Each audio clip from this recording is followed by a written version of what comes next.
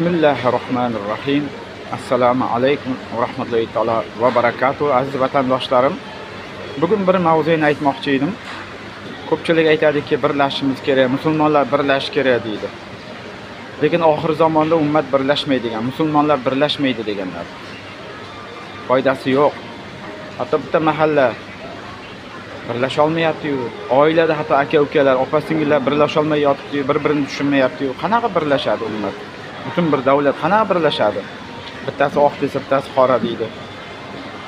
Endi bundan buyog'iga yaxshi bo'lmaydi.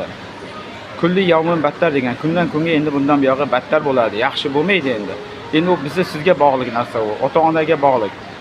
Farzand tarbiyasiga endi e'tiborli bo'lishimiz kerak. Oilada shu farzand tarbiyasiga e'tiborli bo'lsak bo'ldi. Qolganini qo'yib turaylik.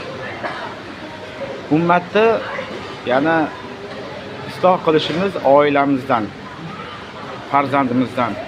Qolganlarni qo'yinglar. Ustozlar va ota-onalar. Shularga bog'liq u. U davlatni birlashtiramiz deb kimlardir birlashtiraman, u hech kim birlashmaydi endi, u safsatani qo'yinglar u. Birlashtirib shuncha yil birlashmadi, endi birlashadimi? Endi bundan buyog'i yaxshi bo'lmaydi. Bu qiyomat alomatlaridan biri azizlar. Shuning uchun endi biz farzand tarbiyasiga, oilamizga e'tiborli bo'lishimiz kerak. O'zimizni to'g'rilashimiz kerak, oilamizni to'g'rilashimiz kerak. Shunaqa gaplar. Shuni aytmoqchi edim xolos. Va ustozlarga ham bog'liq bu. Shu shogirdlarni tarbiyalashda juda chiroyli axloq, odob ko'proq shu ustozlarga bog'liq. Iltimos shu ustozlar mana shu narsalarga bir e'tiborli bo'lsalar, ustozlarimiz.